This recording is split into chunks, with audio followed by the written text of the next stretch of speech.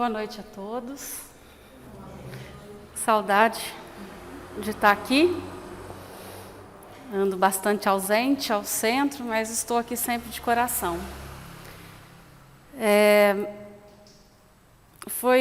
Tenho a honra de finalizar esse livro, capítulo 30, encerramos ele hoje. É um capítulo destinado a Maria, a mãe de Jesus, a nossa mãe, aquela que assumiu a maternidade. Nossa!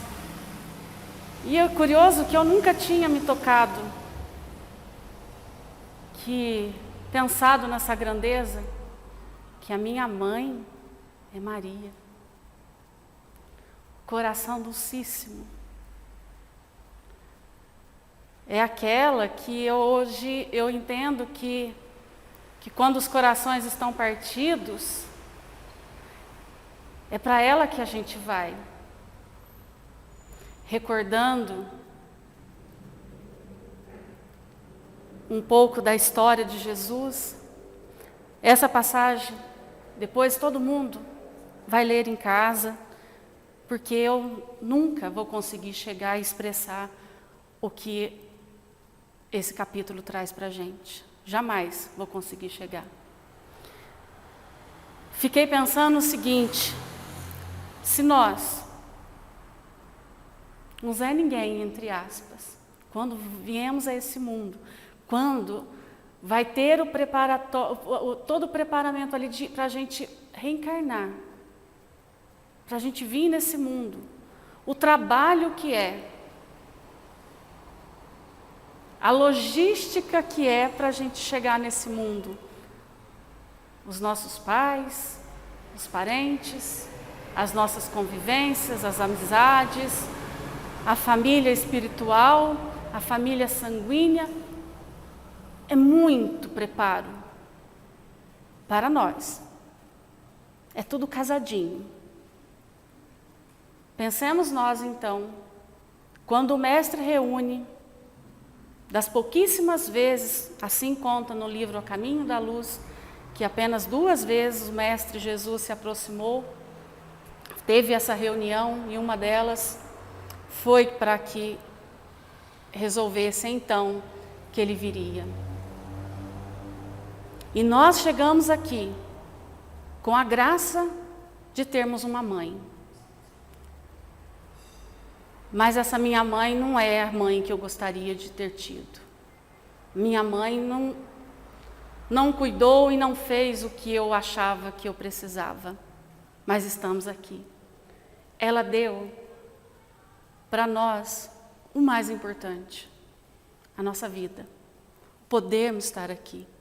Talvez não tenhamos a compreensão da complexidade total de estarmos aqui, nesse momento tão importante.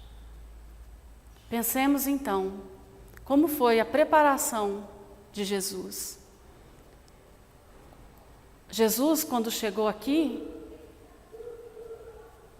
foi pelo sim de Maria. Imagina que patamar essa mulher já estava.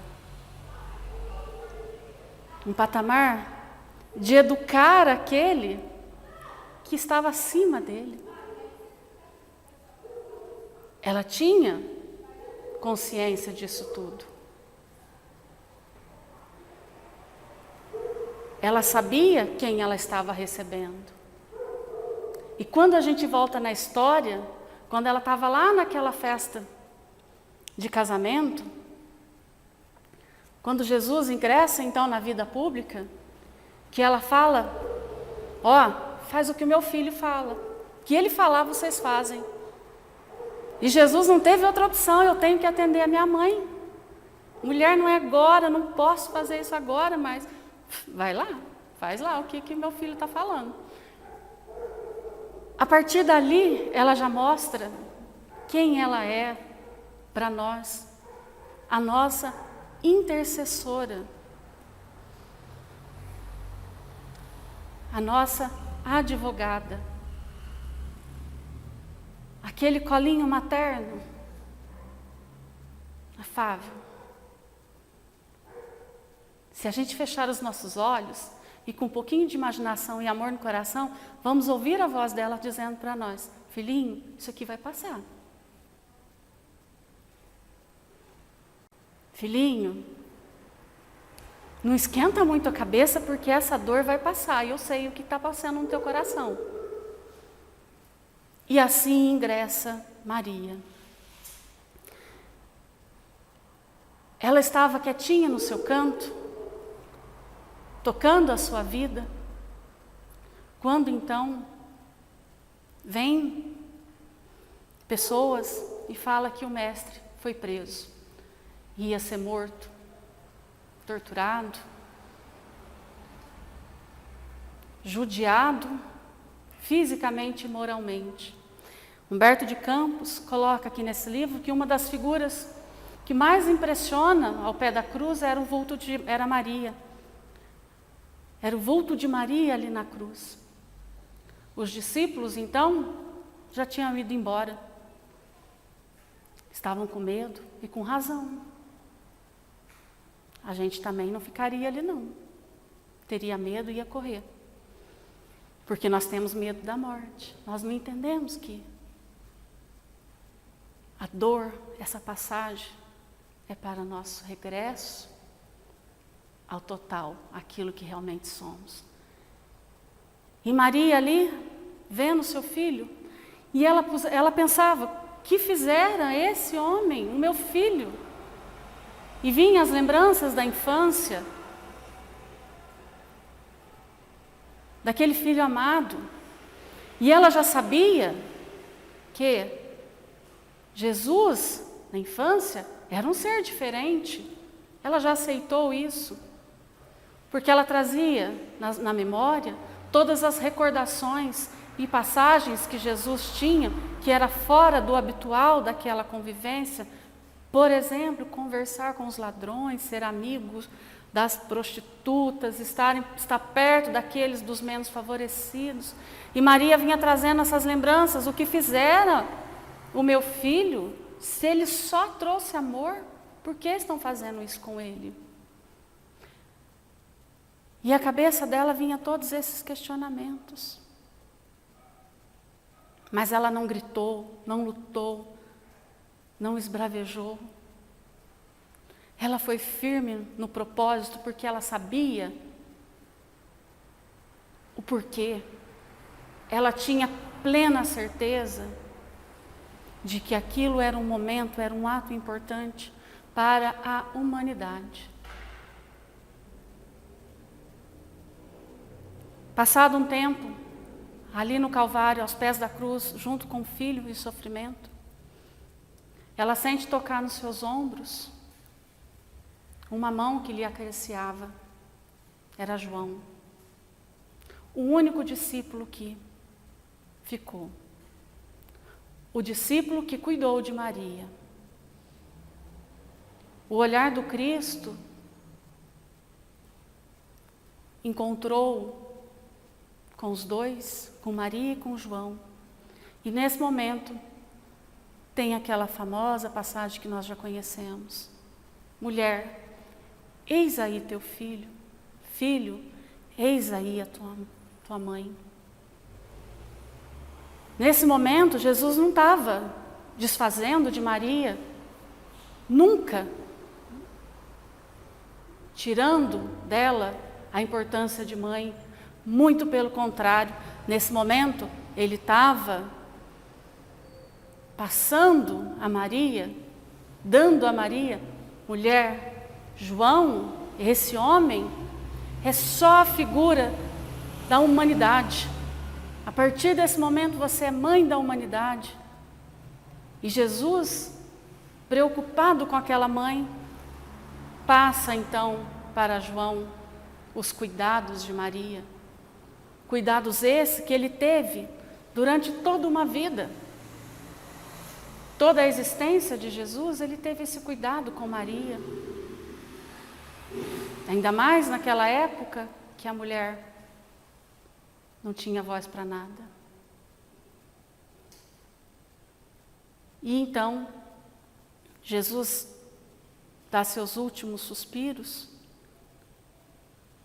E conta o livro que, logo em seguida, antes que a tempestade caísse, todos foram e os anos seguiam. João foi pregar, era um pastor, que ele tinha que levar a boa nova. Maria ficou por um tempo, junto com seus familiares. E como prometido, como Cristo, ali na cruz, pediu que João cuidasse de Maria, João volta, regressa, arruma um cantinho em Éfeso, que é a última cidade que Maria ficou, último lugar, a sua última residência, um cantinho simples, humilde, e leva Maria para lá. Os anos passando, e ela trazia na memória toda a vida do Cristo. Ela revivia aquilo na sua memória e para aqueles tantos que a procuravam. Porque o que ela apenas oferecia,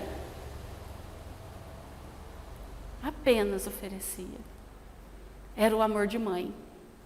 Porque nada tinha de material. Era o seu coração ensanguentado, sofrido, dolorido. Mas ela, como uma mãe zelosa, suportava a sua dor, guardava a sua dor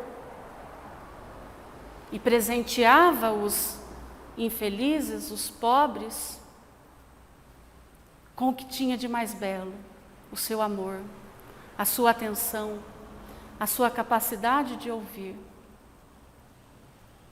E foi então, por muito tempo, recebia milhares e milhares de pessoas nessa pequena casa, reconfortava os corações, e nessa casinha ela recebia as informações de que cristãos, de que pessoas que seguiam seu filho eram mortos, torturados, viviam tendo que se esconder, porque simplesmente seguia o que o Cristo falava. E ela rogava a Deus por esses irmãos, por esses filhos seus. Ela pedia força, ela pedia em oração que todos, em nome de Jesus, fizesse a grande mudança, avaliasse o caminho e fazia essa grande transição. Essa casa, certo dia, ela recebe então um pedinte. E esse pedinte, quando descobre que ela é Maria, a mãe de Jesus, então ele fala para ela: vós sois a Mãe Santíssima. E a partir desse momento, essa expressão entra para a história. É a minha Mãe Santíssima, é a nossa Mãe Santíssima. Que é um pedinte que só tinha um nada, um vazio para oferecer, mas encontrou dentro daquele coração um tudo que preenchesse. E Maria, muito simples, muito humilde, não gostava de honras. Diga-se de passagem que os espíritos mais evoluídos não precisam de ficar se mostrando. Eles são calmos, humildes, serenos, quanto menos. E assim era Maria. Mas um dia, os anos passando, Jesus entra pela porta dessa casa, mas numa figura de pedinte. E ele fala, minha mãe. E fala coisas ternas, amáveis, coisas que tocavam o coração de Maria. E Maria não entendia por quê. Aquele pedinte era diferente dos outros. Ele nada pedia. Todo mundo que passava lá pedia alguma coisa. E ele não, esse era diferente. Então ele disse, minha mãe, meu pai quer que seja a rainha dos céus. Nesse momento é óbvio que a mãe já descobre quem é o seu filho. Ela, meu filho, as chagas que te fizeram. E ela se joga aos pés de Jesus, mas Jesus a segura. E quem se prostra aos pés de Maria é Jesus. E eles falam, eles conversam. Eles matam aquela saudade que feria o coração daquela mãe. E Maria entendia nesse momento que era o seu derradeiro momento, suas derradeiras horas. E ali ela passa.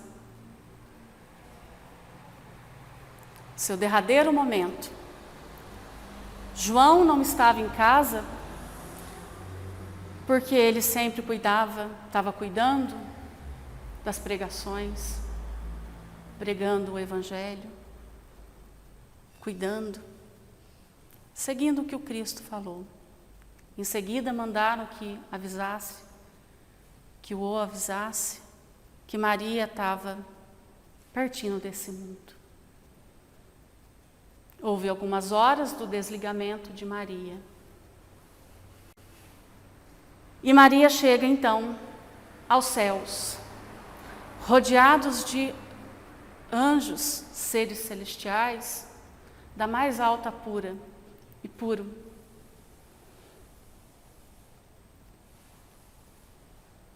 Maria, então,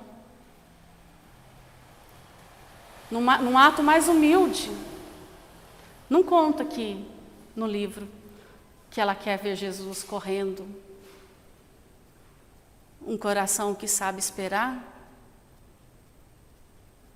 Ela pediu que, antes que ela fosse encaminhada então para o teu santuário, de onde exerceria todo o trabalho que tinha pela frente, que ela voltasse, porque filhos seus,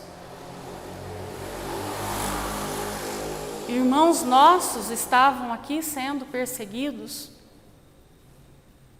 sendo jogados às feras, vivendo barbáries em nome do seu filho. E é claro, pedido de mãe, quem vai negar? Foi concedido então que ela voltasse. E ela faz algumas visitas em espírito a alguns lugares aonde ela viveu. E tudo ali transforma em saudades, experiências, em amor. E ela, na ânsia de cuidar dos seus filhos que sofriam, ela entra então num calabouço escuro, frio, onde muitos cristãos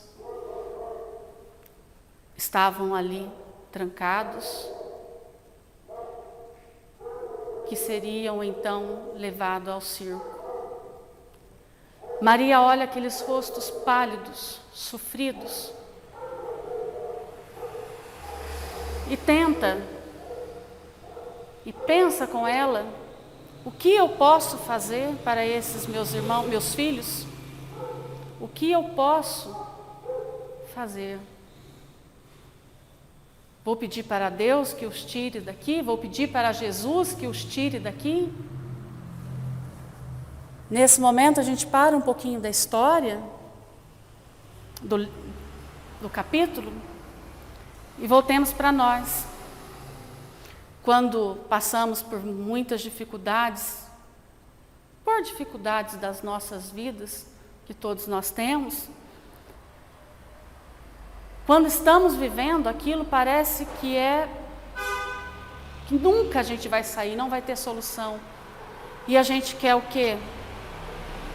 Que em passe de mágica Deus, Jesus, Maria, os nossos mentores, tirasse isso da gente. Natural até, porque a gente não quer sofrer.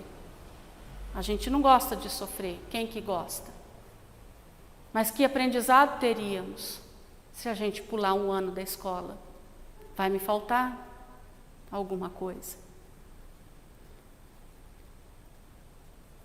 E Maria, nesse momento, então, ela compreende que tirá-los dali não ia resolver, porque seguir Jesus é entregar-te a própria vida, é entregar o que eu sou hoje, radicalmente para uma mudança, que essa mudança me traga um caminho diferente, uma visão diferente, um olhar para um mundo, que o mundo material não me traga nada, um olhar diferente, para que esse mundo espiritual se habitue, faça parte do meu coração, dos meus sentimentos. É viver o lado de lá, mas com o pé cá. Maria então entra nesse calabouço, uma jovem, pálida, magra, sofrida, e Maria intui, faz com que essa menina cantasse hinos de louvor, hinos de glória. Em seguida, aquele lugar úmido, triste, vira um ambiente de muita luz, um ambiente de harmonia, porque eles cantavam hinos, cantavam glórias ao Cristo Jesus. E convenhamos, ninguém conseguiria entender isso, porque quem vai ser morto, jogado aos leões, não é muito legal ficar cantando. Mas quando tem-se uma mãe, quando nós temos a certeza de que não estamos sozinhos e que a nossa tarefa, nosso trabalho, aquilo que mais achamos de dificuldade, é o nosso passaporte, e que existe uma estrutura que é Deus, que é Jesus, que é Maria, que são todos aqueles envolvidos na nossa jornada terrena. Tudo isso que vivemos, sofremos, é nada. Porque com Cristo é leve. E ela então sussurra nos ouvidos dessa jovem, eles cantam hinos de louvores. E a partir desse momento, Humberto de Campos coloca aqui, que toda vez que a gente ouvir um hino em louvor, que a gente parasse um minutinho e entrasse nessa vibração, porque existe uma mãe que cuida, que acolhe e que está amparando, acarinhando-nos perfeitamente. Eu vou encerrar com um poema de Maria Dolores.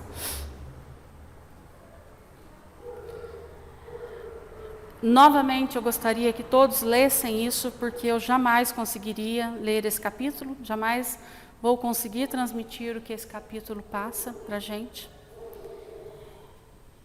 E Maria, então, ela segue com o seu trabalho no mundo espiritual.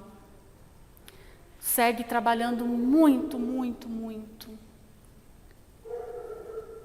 Nunca parou, nunca abandonou um filho seu. E nós, aqui na Terra, nós temos a missão, sendo mães, ou não sendo mães, mas em formato de cuidadores, sejam mulheres, sejam homens. A maternidade, ela vem para mostrar que nós precisamos ser cuidadores. Cuidadores do ser mais especial, o homem, a humanidade. Depois de muito tempo, sobre os quadros sombrios do Calvário, Judas, cego no além, errava solitário. Era triste a paisagem, o céu era nevoento. Cansado de remorso e sofrimento, sentara-se a chorar. Nisso, nobre mulher de planos superiores, nimbada de celestes esplendores, que ele não conseguia divisar, chega e afaga a cabeça do infeliz. Em seguida, num tom de carinho profundo, quase que em oração, ela diz: meu filho, por que choras? Acaso não sabeis? Replica o interpelado, claramente agressivo: sou morto e estou vivo. Matei-me e novamente estou de pé. Sem consolo, sem lar, sem amor e sem fé. Não ouvistes falar em Judas, o traidor? Sou eu que aniquilei a vida do Senhor. A princípio, julguei poder fazê-lo o rei, mas apenas lhe impus sacrifício, martírio, sangue e cruz, e em flagelo e aflição. Eis que a minha vida agora se resume. Afastai-vos de mim, deixai-me padecer neste inferno sem fim. Nada me pergunteis, retirai-vos, Senhora. Nada sabeis da mágoa que me agita. O assunto que lastimo é unicamente meu. No entanto, a dama calma respondeu: meu filho, sei que choras, sei que lutas. Sei a dor que causa o remorso que escutas. Venho apenas falar-te que Deus é sempre amor em toda parte. E acrescentou serena: a bondade de Deus jamais condena. Venho por mãe a ti buscar um filho amado. Sofre com paciência a dor e a prova. Terás em breve uma existência nova. Não te sintas sozinho ou desprezado. Judas interrompeu e bradou rude e pasmo: mãe, não venhas aqui com mentira e sarcasmo. Depois de me enforcar num galho de figueira, para acordar na dor, sem mais poder fugir à vida verdadeira, fui procurar consolo e força de viver, ao pé da pobre mãe que forjara o meu ser. Ela me viu chorando e escutou meus lamentos, mas teve medo dos meus sofrimentos.